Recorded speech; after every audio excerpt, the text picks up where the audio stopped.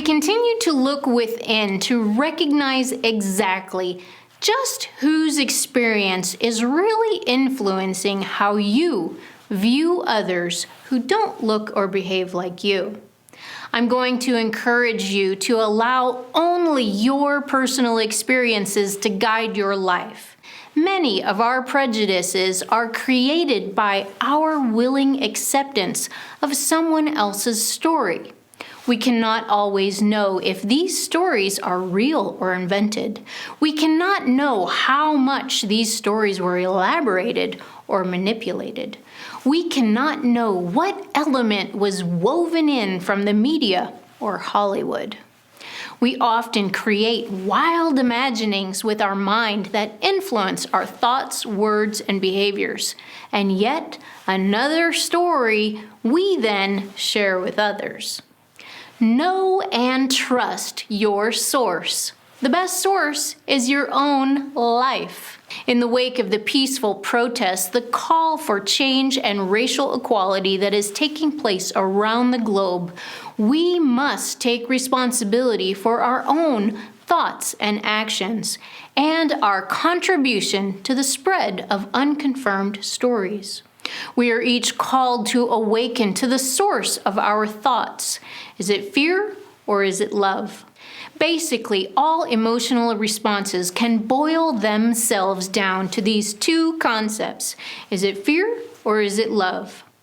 One fear-filled untruth that is rampant in our culture that puts Black men in harm's way is a false belief that they are more dangerous than men of other ethnicities.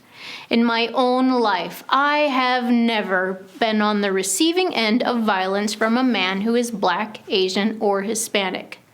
I have, however, been on the receiving end of violence from a white man. Based on my personal history, do I believe all white men are dangerous? No, of course not. Why then would I allow my culture to portray people of color as dangerous when that has not been my experience? Look at your personal life experience for the truth, not the media machine that is driven by sensationalism, separatism, and a divisive agenda. Is it fear or love? Think about it and make your I statement either I have or I have not ever been on the receiving end of violence from a man of color.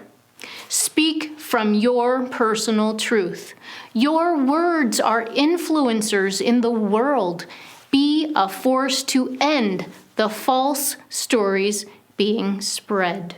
If it has been your personal experience to be a victim of abuse or violence, know that I am filled with empathy for you.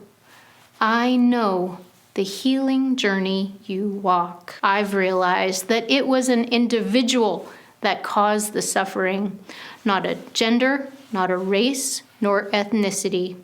It is a wounded individual that wounds others. There are behaviors that are absolutely unacceptable in our interactions. And yet, each human being has the potential to cause harm. And each human being has the potential for good. Many of our world religions have a version of the Golden Rule. It's not just a mindless statement, it's a guide for compassionate life.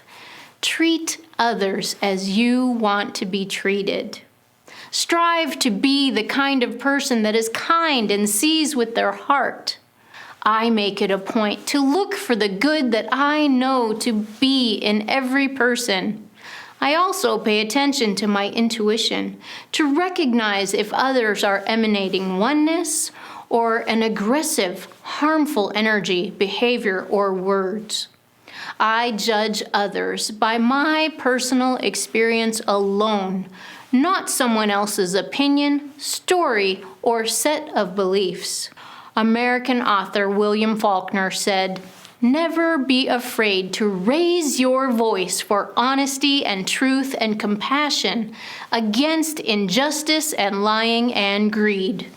If people all over the world would do this, it would change the earth.